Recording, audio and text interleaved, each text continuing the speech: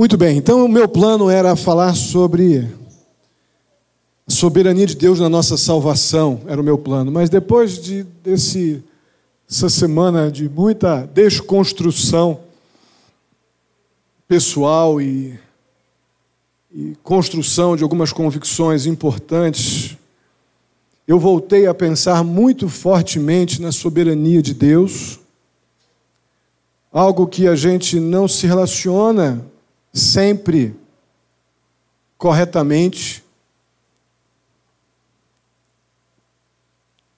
vendo aqueles irmãos queridos lá lidando com dificuldades completamente atípicas para nós, coisas que por mais que tenhamos algumas, e temos, né, problemas, preocupações, tem algumas coisas que nós não vamos passar e nos causam um mal-estar, um desconforto aflitivo. Algumas coisas mais graves, como um missionário lá, o Edjalma, tive uma longa conversa com ele, que o seu filho, junto com o pastor da igreja que ele auxiliava, a esposa do pastor e o filho do pastor de 4 anos, que era muito amiguinho do filho dele de 4 anos, e o pastor pediu para que eles foram fazer na casa de alguém, e pediu para ir com ele na rabeta, no barquinho. Era um barquinho maior, um pouco maior que uma rabeta, que rabeta é uma canoinha, era um barquinho de alumínio. E o pastor pediu, porque os filhos eram muito amiguinhos, botou ele no barco e foram atravessar lá um rio para poder ir na casa de uma outra pessoa, porque os meninos eram muito amigos. Na volta ele pegou, não lembro do nome que eles chamam lá, uma marolona do rio, e o barco virou e os 4 morreram. Os 4 morreram.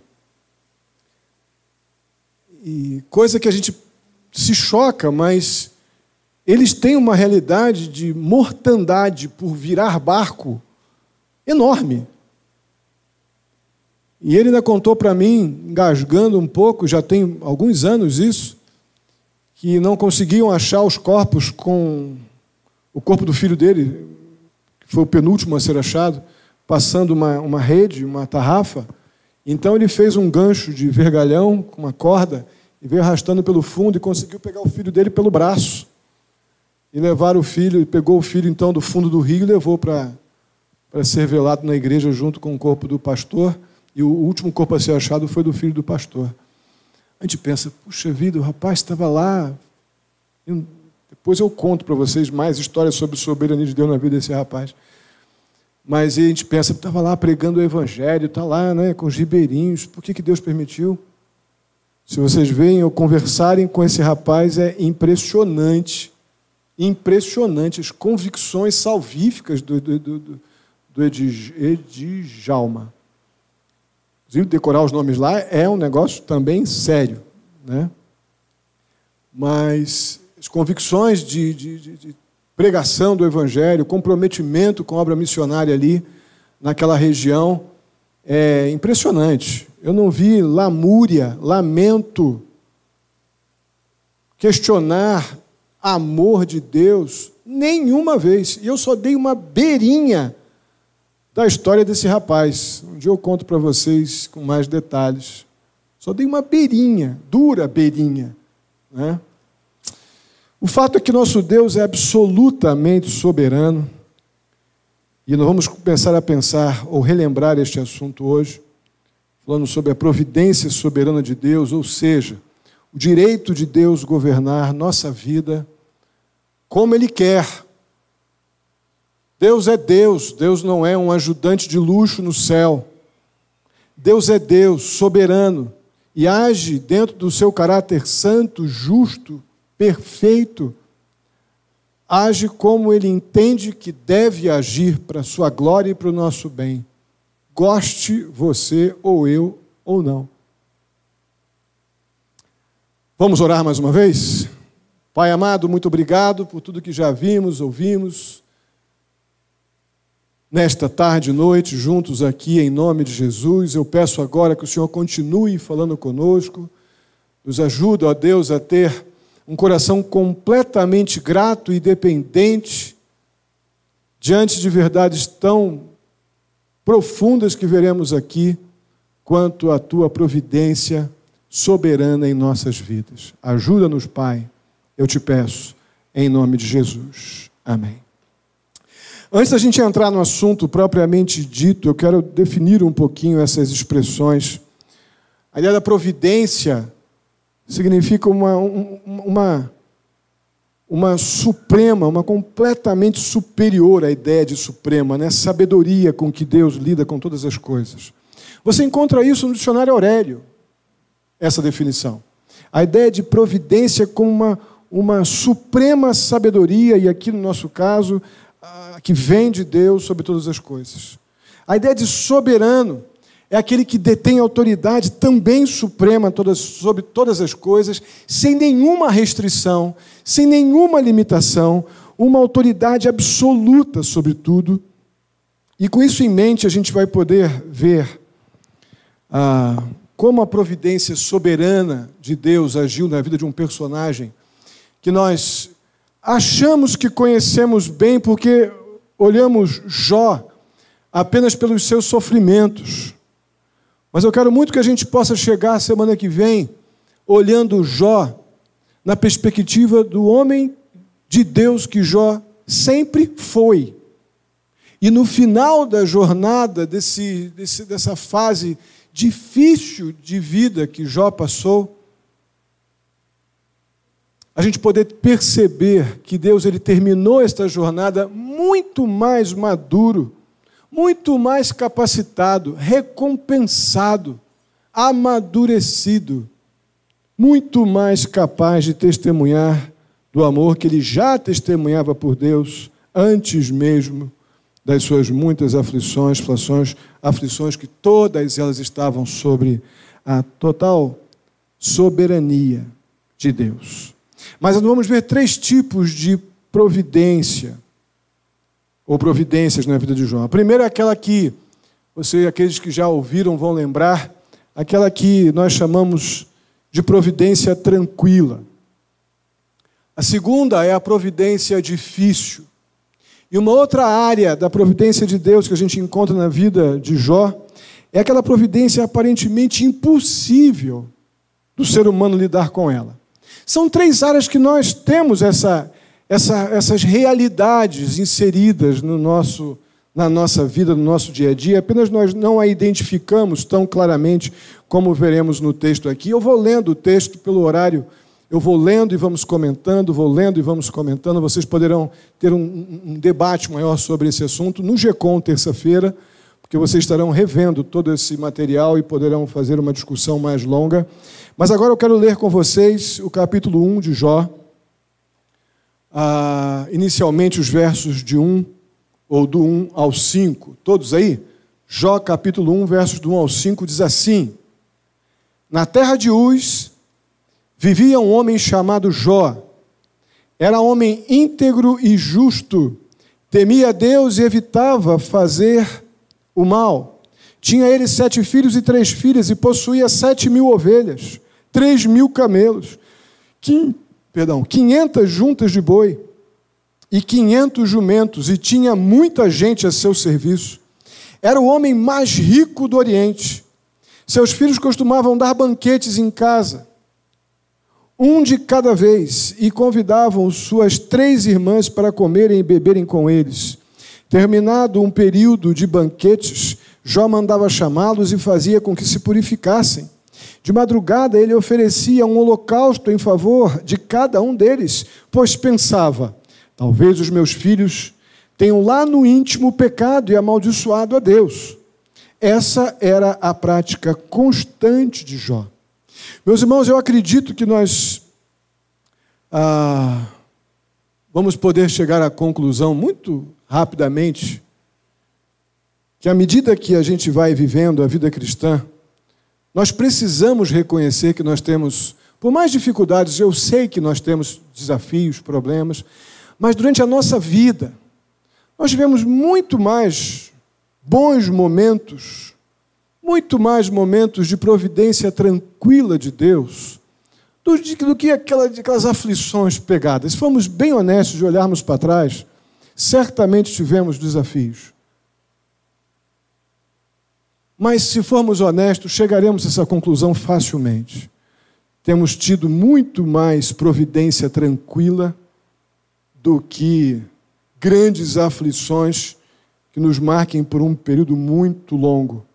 E aqui no trecho que nós lemos, Jó, sem dúvida alguma, já com alguma idade, ele está testemunhando aqui de ser um homem abençoado de forma incomum.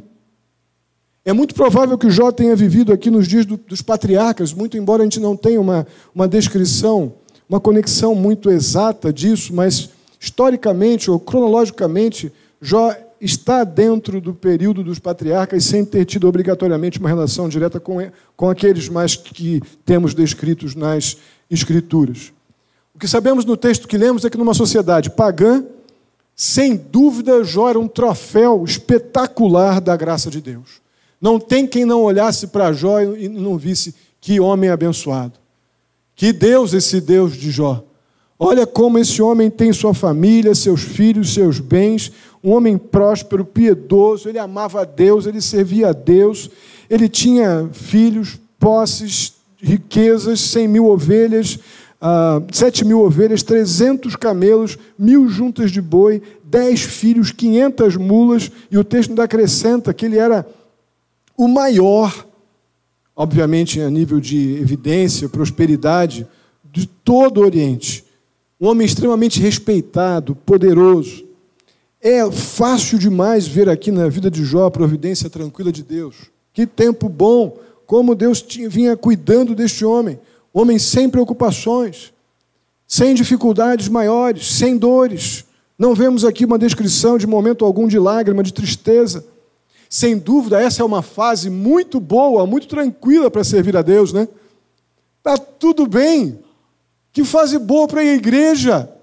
Que fase boa para zelar pela vida cristã dos meus filhos. Está tudo jóia. Era fácil, sem dúvida, adorar a Deus, orar, perseverar na vontade de Deus. Amados, as confrontações que eu faço para mim nesse episódio, nesse momento da vida de Jó, eu não sei quanto você, mas repito, ainda que eu tenha passado muitos desafios na minha vida, algumas dificuldades importantes, a maior parte da minha vida eu passei debaixo dessa providência aqui. Foram muitas bênçãos, muitos cuidados do Senhor. É lógico que eu tive problemas, e não foram poucos não, mas a maior parte do tempo foi aqui, desfrutando desse tipo de providência.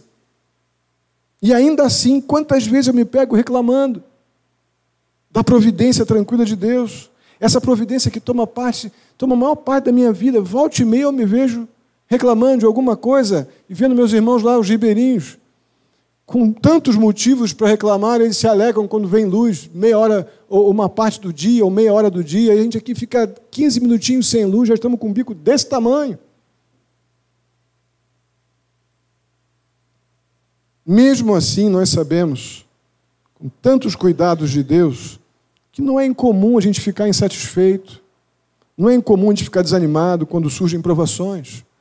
Mesmo a gente sendo bem honesto e olhando para trás e vendo que passamos muito mais tempo da nossa vida debaixo da providência tranquila, vem situações que nos afligem e a gente com muita facilidade fica questionando justiça de Deus, amor de Deus. Por isso eu quero fazer uma pergunta. Como que você tem se saído nos dias de providência tranquila de Deus na sua vida? Que tipo de crente você tem sido? Uma vez que é muito provável que você, como eu, por mais dificuldades que a gente já tenha passado, passamos muito mais tempo debaixo da providência tranquila do que das grandes dificuldades que a vida nos impõe.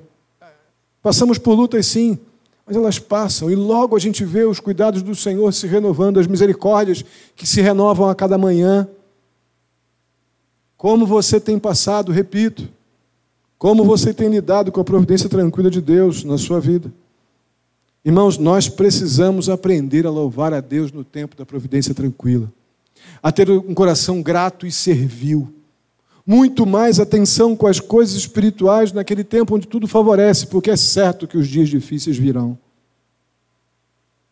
Não duvide de Deus, irmãos.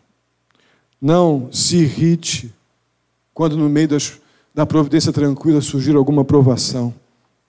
O Senhor sempre tem um motivo justo e santo para nos fazer frear. Sempre tem. Nós estamos sempre precisando de uma freadinha. E normalmente não sabemos dar essa freada. Aí Deus, na sua santidade, no seu incomparável amor, nos permite algumas provações que nos freiam. Isso é graça, isso é providência soberana. Amor de Deus se renovando em nossas vidas.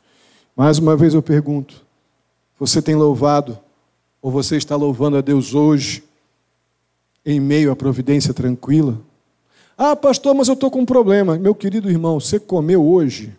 Você almoçou, jantou, lanchou, está bonitinho aí, está cheirosinho? Todo mundo está cheirosinho? Acho que está, né? Está todo mundo cheirosinho, né? Jesus, né? Todo mundo cheirosinho. Por mais que tenhamos lutas, nós temos desfrutado da providência do Senhor. Por mais que Deus nos dê umas santas freadas aqui e ali, com algumas provações, temos desfrutado dos cuidados do Senhor. Temos dado graças a Deus por isso constantemente em Jesus Cristo. 1 Tessalonicenses capítulo 5, verso 18, nos exorta isso. Deem graças em todas as circunstâncias, pois esta é a vontade de Deus para vocês em Cristo Jesus. Quando perdemos a percepção, estamos há tanto tempo debaixo de confortos e cuidados que Deus tem nos permitido, que quando vem alguma coisa que ameaça um pouquinho o nosso conforto, já abrimos um bico desse tamanho e encontramos nisso motivos para parar de dar graças a Deus. Aí vem um texto como esse e diz que é para dar graças em todas as coisas, inclusive naquela provação que te freou.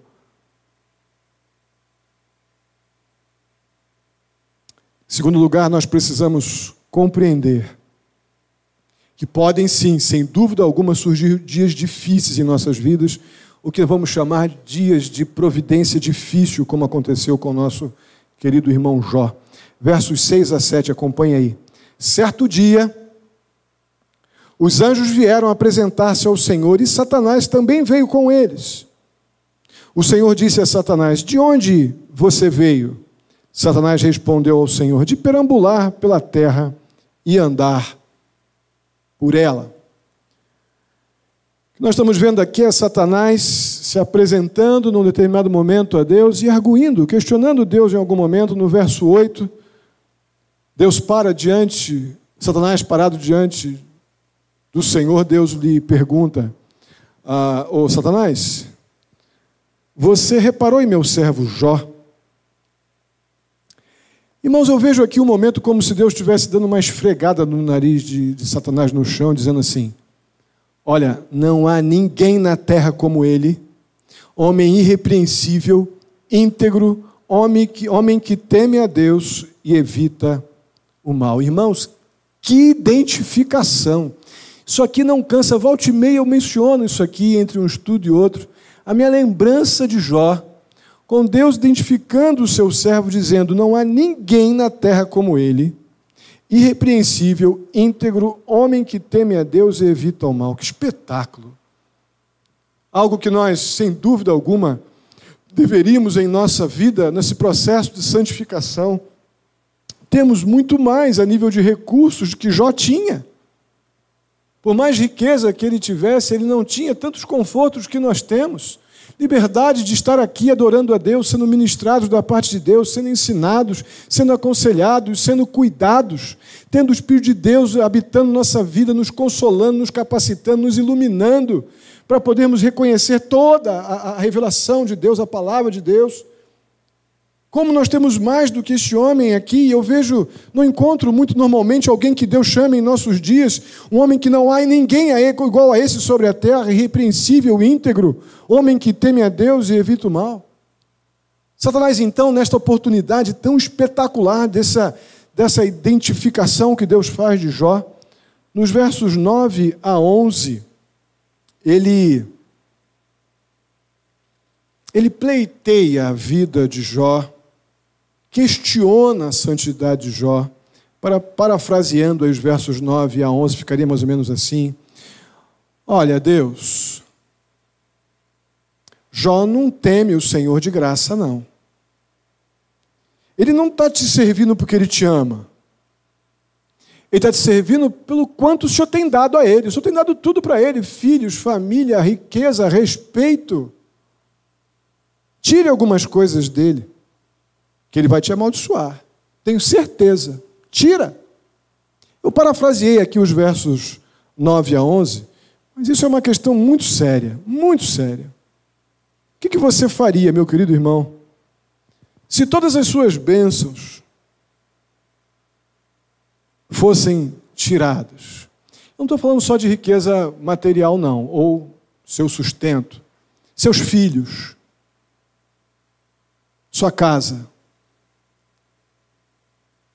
tudo que tem valor para você, terreno, familiar, sendo tirado.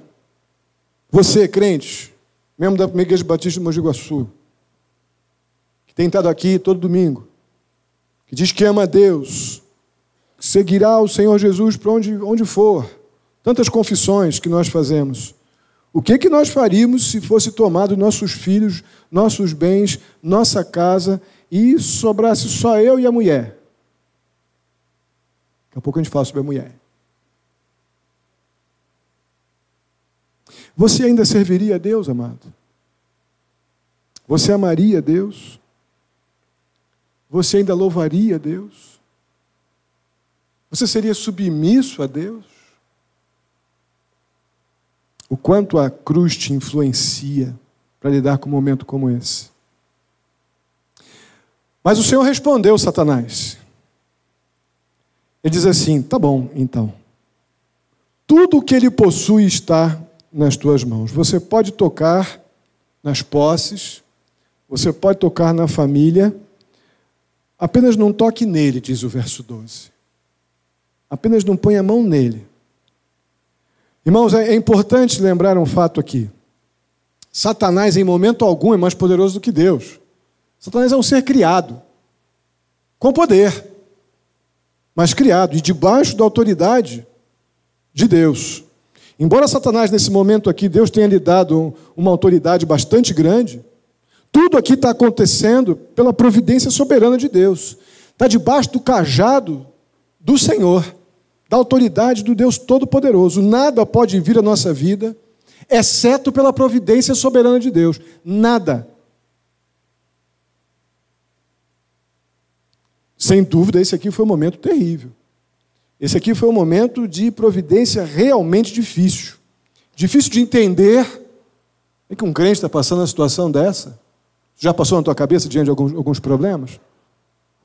Difícil de entender, difícil de se alegrar em Deus. Como é que eu vou me alegrar em Deus? Ele está deixando eu passar por isso, é que ele não está vendo? Perguntas que nós já fizemos, muitas vezes. Como é que eu vou testemunhar de Cristo para os outros? Olha o que eu estou passando. Como é que uma pessoa, diante disso tudo, pode dizer louvado seja Deus? Está doida. Amado, você já encarou a providência difícil? Nisso eu acredito que a maioria de nós já. Talvez estejamos encarando hoje. Uma providência difícil, dura, como essa. Só quero lembrar uma coisa muito, muito importante. O fato de Jó estar vivendo um momento de providência difícil, como muitos de nós talvez esteja hoje, não quer dizer que ele tenha feito alguma coisa errada, não. Jó era pecador, mesmo debaixo desses elogios todos do Senhor, era pecador, como nós. Mas o fato de ele estar passando essas aflições todas aqui, essa providência difícil, abessa, de forma alguma quer dizer que ele tenha feito alguma coisa errada. Por quê? Porque Deus tem o direito de governar a nossa vida como Ele quer. Deus é Deus. Nós cantamos, muitas vezes emocionados, que Ele continua sendo bom, Ele continua sendo Deus, inclusive no meio da providência difícil, onde Ele também é o Senhor. Olha, amados, sem santificação, está lá em Hebreus 12, 13, ninguém vai conseguir contemplar esta verdade aqui, nesta perspectiva. Diz lá, sem santificação ninguém verá o Senhor. Só conseguimos contemplar o Senhor no meio da providência difícil, como sendo Deus e como sendo bom, se nós conseguimos, através de uma vida santificada, reconhecê-lo na sua santidade, o Deus bom, justo e santo que Ele é, que sabe tudo sobre amanhã e eu não sei nada. Eu sou o que ia para o inferno e Deus, pela sua graça, interrompeu essa trajetória e me salvou através de Jesus Cristo. Somente uma vida santificada nos permite contemplar quem Deus é e me colocar no meu lugar de servo e aquele que está debaixo da providência soberana desse Deus santo, justo e bom. Caso contrário, não desce pelo pescoço essa frase que eu fiz aqui. Deus tem o direito de governar a nossa vida como Ele quer. Não serão poucos os momentos na nossa vida que a gente não vai entender nada. Mas isso não quer dizer que Deus errou, que Deus deixou de ser soberano e que Ele não está no controle absoluto da minha história para a glória dEle e para o meu bem. Sem vida com Deus isso não vai acontecer. Terceiro lugar, nós precisamos reconhecer que talvez, até esse momento aqui que Jó enfrentou, talvez a gente nunca passe por um momento como esse. Mas o fato é que Jó enfrentou agora uma providência de Deus que parece muito, muito, muito impossível de se suportar. Parece algo insuportável, muito difícil. No capítulo 2, Satanás ele volta então a se apresentar diante do Senhor. Deus pergunta, de onde você vem? E ele responde, estava dando uma perambulada por aí pela terra. No versículo 2, então Deus dá mais uma esfregada no nariz de Satanás no chão, dizendo, reparou em meu servo Jó, lá no versículo 3 do capítulo 2, e repete, ninguém há na terra como ele, repreensível, íntegro, homem que teme a Deus, que evita o mal, e aqui ele completa. Ele se mantém íntegro, Satanás. Apesar de você haver me instigado contra ele para arruiná-lo sem motivo. Parafraseando, você o atacou com tudo o que podia, mas ele está aí firme. Aí Satanás retruca. Olha, Senhor, digo alguma coisa a mais. Tudo que o homem tem, ele vai abrir mão se a vida dele estiver em jogo. Se ele estiver com a sua vida ameaçada, às beiras da morte, ele vai balançar. Tire a vida deles, versos 4 e 5. Aí do capítulo 2. Ele vai te amaldiçoar. E Deus dá a resposta talvez mais dura que eu vi, todo esse contexto aqui. Leio isso, me dá uma tremedeira por dentro. Quando Deus diz, pois bem, verso 6, Ele está em tuas mãos, apenas poupe a vida dele. Amados, aqui nos versos 7 a 10, vamos ler, capítulo 2, versos 7 ao 10, diz assim, saiu, pois, Satanás da presença do Senhor e afligiu Jó com feridas terríveis, da sola dos pés ao alto da cabeça. Então Jó apanhou um caco de louça e com ele se raspava, sentado entre as cinzas. Então sua mulher lhe disse, você ainda mantém a sua integridade? Amaldiçoe a Deus e morra. Ele respondeu, você fala como insensata, aceitaremos o bem dado por Deus e não o mal. Em tudo isso Jó não pecou com os seus lábios. Amados, Satanás aqui, com a permissão da providência de Deus, ele fere Jó. O texto diz que isso aconteceu da sola dos pés até o alto da cabeça. Imagino feridas de todos os tipos, talvez algum tipo de lepra, onde ele arrancava aquelas erupções na pele com os cacos de louça, de telha, de barro. Agora então esse homem, o mais piedoso da terra, o mais respeitado da terra, o mais próspero do Oriente Antigo, ele está completamente abatido, enfraquecido fisicamente, moralmente abalado. Surge nesse contexto a sua querida esposa, que essa Deus não tirou. Essa Deus não tirou, no verso 9. E Deus permite que a sua mulher, querendo convencê-lo, melhor, é isso mesmo, a mulher queria convencer ele de que você fez alguma coisa muito ruim, homem, contra Deus. Não é possível que Deus esteja fazendo tudo isso contra você. Você fez alguma coisa muito errada, Ele está te punindo. Então é melhor você amaldiçoar a Deus, e assim você morre logo e sai dessa situação. Uau! Não devia estar sendo fácil para ela também, irmãos. A gente brinca, mas ela perdeu os filhos. Ela está vendo o seu marido, que tinha então tanta capacidade administrativa, como pai, como cuidador da sua casa, naquele estado miserável. Ela está, sem dúvida alguma, num momento muito ruim da sua história. E ela vai muito mal, realmente, nesse momento. Esse foi um momento terrível, tanto para ela quanto para Jó. Parece até, em algum momento, impossível submeter a Deus numa circunstância dela. Como é que eu vou amar a Deus? Como é que eu vou servir a Deus no meio disso tudo? É a pergunta que sai da nossa boca numa situação semelhante a essa, né? É por que, Deus? Por que isso? Eu lá, esses dias com o pastor Genivaldo, ele está ainda sofrendo bastante com a perna direita dele. E eu vou contar isso com vocês com mais calma mais à frente. E teve uma hora que eu fui lá no quarto que ele estava, num quartinho lá, muito calor, muita dificuldade, com a perna muito queimada ainda, e com as feridas muito abertas. Estava lá eu brincava que tem um senhor da igreja dele lá em Itacoatiara, uma cidadezinha lá de Manaus que ele mora, que Deus levantou aquele homem para ajudar a Mara, sua esposa, que tem 3 filhos pequenos, ele dependendo de tudo, em tudo. E Deus levantou aquele homem para ser o ajudador dele, o enfermeiro, carrega, leva, e casado com filhos e tudo mais, mas ele está lá, Deus levantou ele para ficar de tudo do pastor Genivaldo. Ele foi com a gente para lá, para o seminário, né? É o seu Lau. Eu virava para ele, estamos nós juntos ali, né, os colegas de turma, a gente brincava, e eu falava, não é o seu Lau, é Gabriel. É o anjo Gabriel. Só pode abrir as zonas assim, aquele homem era impressionante, deste tamaninho, e catava Genivaldo por baixo. Que seu Lau, é Gabriel, esse aí. É o anjo que Deus colocou para cuidar do pastor Genivaldo.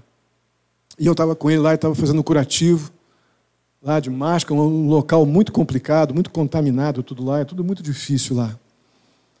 E ele com máscara, com luva, tentando limpar lá, fazendo os curativos no tornozelo do pastor Genivaldo. E eu entrei lá, Elcio, primeira vez que ele voltou para lá depois do acidente, né, tem 6 meses o acidente, e ele deu uma lamentada, Elcio, eu venho para cá, eu faço tudo, cara.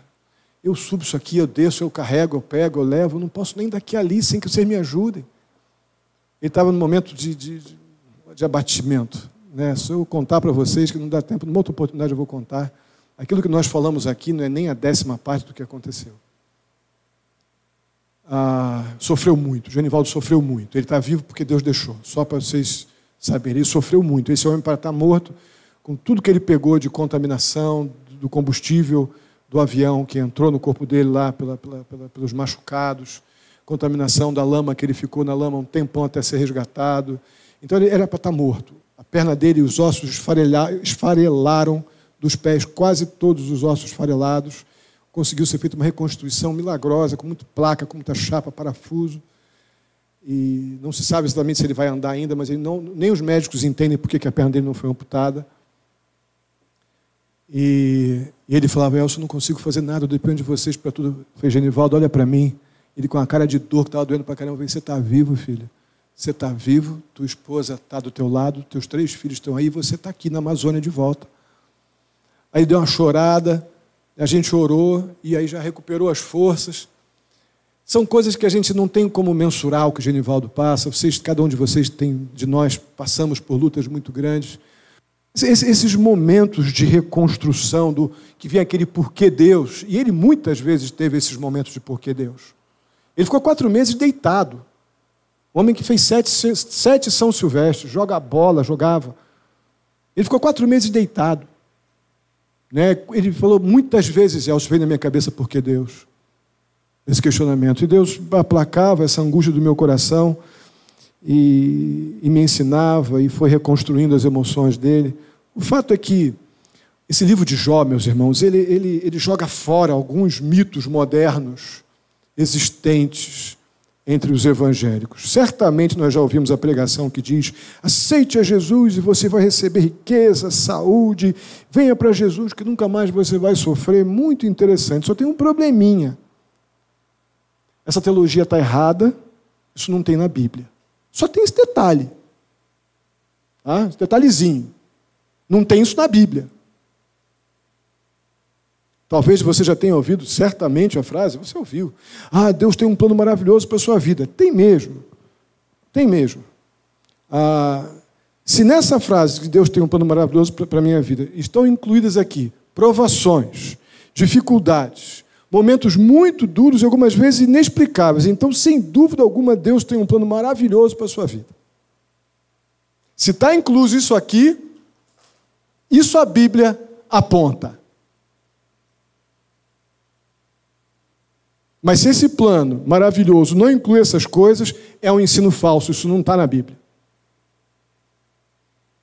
A Bíblia está cheia de passagens que nos dizem de muitas bênçãos espirituais que nós recebemos no meio das provações. 2 Coríntios capítulo 1, versos 3 e 4. Vamos ler juntos? Bendito seja o Deus e Pai de nosso Senhor Jesus Cristo, Pai das misericórdias e Deus de toda consolação, que nos consola em todas as nossas tribulações, para quê?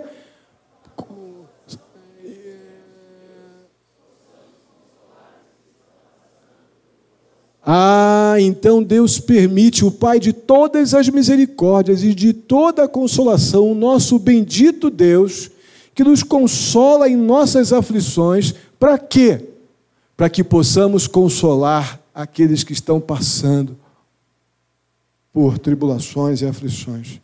Amados, esse sentimento que Deus me salvou porque eu sou um cara super legal, eu só fiz o bem a minha vida inteira, então Deus viu que eu merecia o céu, e então me salvou, não está na Bíblia também. Tá? Deus nos salvou, sabe por causa de quem? Olha para o lado aí, pessoa do teu lado. Deus salvou por causa dela, por causa dele. Aquele lado do teu trabalho, da tua escola. Deus te salvou para você, por meio das muitas lutas, aflições e alegrias, poder testemunhar que Ele é um Deus bendito, amoroso, santo, justo e bom. Que nada acontece na nossa vida por um descuido divino. Estamos debaixo da soberana providência de Deus, que nos cerca tanto dos seus cuidados, quanto nos permite as aflições, e ainda assim permite que elas sejam usadas sempre para a glória dEle e para o nosso bem. Não sei você, eu detesto provação, mas eu fico muito melhor depois dela. Se eu puder não ter provação, eu agradeço, Senhor, de verdade. Mas eu sou melhor depois delas. Eu creio que é isso que nós temos que, de uma vez por todas, parar de orar errado e ter um coração mais grato. À medida que Deus vai nos consolando, então, em nossas provações, a gente vai aprendendo a consolar o outro, que vai passando por aquelas lutas que a gente já passou e viu Deus cuidando de nós. Nos versos 8 e 10, a gente vê que essas provações, sem dúvida, não somente nos ensinam a ter essa perspectiva de dependência e confiança em Deus, mas nós aprendemos também a ter essa segurança. A gente encoraja outros e nós ficamos mais maduros. Isso aconteceu com Jó, nos versos 8 e 10. Então Jó apanhou um caco de louça e com ela se raspou, sentado nas cinzas. No verso 10 ele diz: você fala, mulher, como insensata, mas eu não vou fazer isso não. Nós aceitamos tão bem o bem. Quando estava tudo bem, a gente ia à igreja, a gente cantava, a gente louvava. Deus continua Deus e Deus continua bom. Eu não vou, quando aceitar o bem, vou rejeitar o mal, como se Deus tivesse se tornado mal de repente. Ele continua o mesmo. Eu não tenho dúvida que isso aqui só vem através de um amadurecimento que vem por esse exercício de vida cristã e santificação que nós somos exortados a ter em nossa vida. Amados, a gente poderia continuar aqui inúmeras passagens falando sobre bênçãos de Deus no meio das provações, mas eu quero rapidamente citar um momento aqui do Salmo 46. Há uma relação muito, muito grande com o livro de Jó. Diz assim, está aqui o texto, tá, de 1 a 3, né? Deus é o nosso refúgio e fortaleza. Ele é o nosso auxílio sempre presente na adversidade. por isso não temeremos. Não temeremos o quê? Ainda que a terra trema, que os montes se afundem no coração do mar, ainda que rujam as águas turbulentas e os montes sejam sacudidos pela sua fúria, não temeremos. Amado, vê aí qual é o teu furacão. Cada um tem o seu. Onde é que está aí o terremoto na tua área da tua vida? Relacional, familiar, trabalho, escola, relacionamentos. Cada um sabe onde é que está afundando aí no coração do mar as suas lutas. A ordem bíblica é: Deus é o nosso refúgio, nossa fortaleza. Ele é o nosso auxílio sempre presente. Por isso, então, eu não tenho o que temer, porque Ele está comigo, seja quais forem as circunstâncias, porque Ele é o Senhor das minhas circunstâncias. Amém? Deus é o nosso refúgio e fortaleza.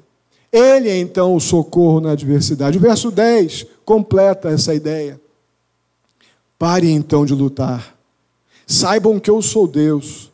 Serei exaltado entre as nações, serei exaltado na terra.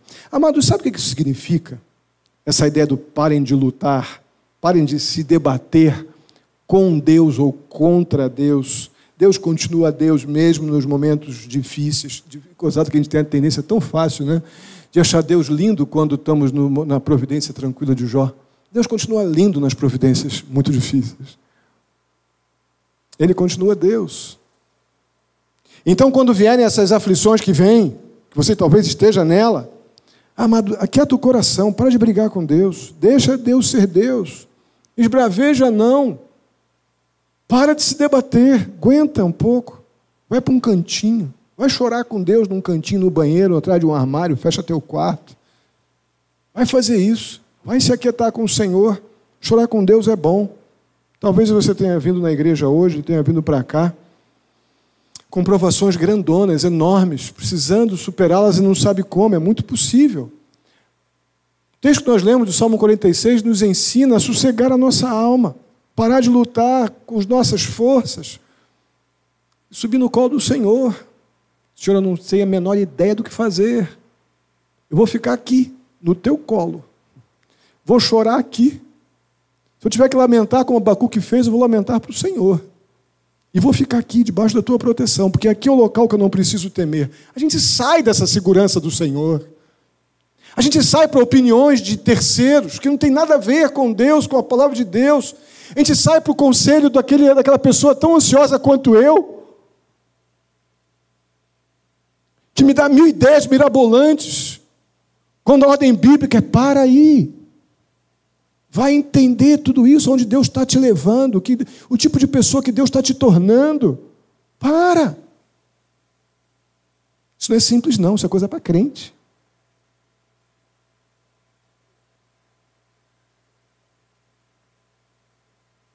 Amados, talvez a gente nunca tenha uma experiência tão difícil quanto essa de Jó, dessa provação tão difícil, quase insuportável. Mas certamente alguns de nós temos, né, experiências familiares dificílimas. Às vezes experiências aqui entre nós, que causam dor grande. Talvez você esteja sendo falsamente difamado, acusado de alguma coisa que você não fez. Tudo coisas possíveis de acontecer. Nós precisamos crer, eu e vocês, diariamente, renovar a nossa mente com as verdades bíblicas do não temeremos, de que Deus está orquestrando a nossa vida para a sua glória e para o nosso bem. Deus está fazendo isso sempre. Sempre. Só vai desfrutar dessa paz, da alegria do Senhor, realmente quem está disposto a aprender tudo o que Deus tem para nos ensinar, seja qual for o tipo da providência que nós estejamos debaixo. E é desse ponto da nossa vida em diante que a gente começa realmente a influenciar os outros. Influenciar pessoas. Falamos sobre isso no EBD hoje.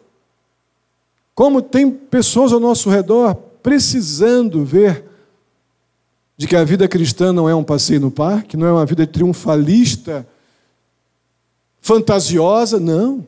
A vida cristã, enquanto estivermos nesse mundo, vamos ter lutas. A questão é que nós temos o Deus da Bíblia, o Deus que mandou Jesus morrer na cruz pelo nosso pecado, o Deus que diz: pare de se agitar, pare de se debater. O Deus que controla o nosso amanhã de uma forma tão perfeita que Ele diz: o teu coração pode fazer planos, mas a resposta certa quem dou sou eu. Nós temos esse Deus e as pessoas precisam conhecer o nosso Deus pela maneira como nós lidamos com as providências de Deus em nossa vida. Nós precisamos, amados, dedicar um tempo de qualidade para o Senhor nessa providência tranquila que a gente passa o maior tempo da nossa vida. Nós precisamos ser homens e mulheres melhores para o Senhor. Se está a coisa mais tranquila, em vez de você ficar de forma absolutamente desnecessária, por comodismo, que não tem problema, não é pecado descansar.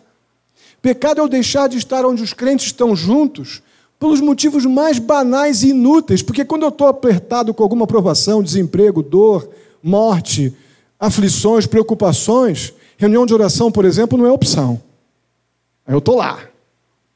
Por que esperar a providência difícil? Ou muito difícil? Seja um crente piedoso, quebrantado, dependente na providência tranquila, onde é tão melhor de adorar ao Senhor, é tão mais fácil ser um crente mais amadurecido, porque o dia da providência difícil vai vir, não precisa nem procurar. Ele vem sozinho, não estou no céu. Eu estou nesse mundo aqui, nesse mundo eu vou ter muitas aflições. Então não jogue fora o tempo da providência tranquila, porque é difícil, é muito difícil, vai vir para todo mundo. Se apegue àquilo que Deus tem nos dado, tantos privilégios, tantos, aqueles irmãozinhos queridos nossos lá, ribeirinhos, eles não perderam a oportunidade de estar lá, eles queriam ouvir, eles queriam aprender, não tinha o que eu falasse que eles não anotavam, que eles não escreviam, que eles não perguntavam. Providência tranquila, porque a vida deles nas comunidades é bem mais difícil. Providência tranquila, está indo no seminário, com tudo mais calmo, com alguém fazendo comida para eles, tendo almoço, tendo janta direitinho, bacaninha, cafezinho da manhã. Providência tranquila, eles não perderam nada. Eu achava que de tarde, aquele calor alucinante que nós, os pastores lá, nós ficávamos conversando, será que esse povo vem para a aula hoje? Não é possível, eles vão desintegrar nesse calor aí. Aí a gente chegava no local de aula, todo mundo lá esperando a gente.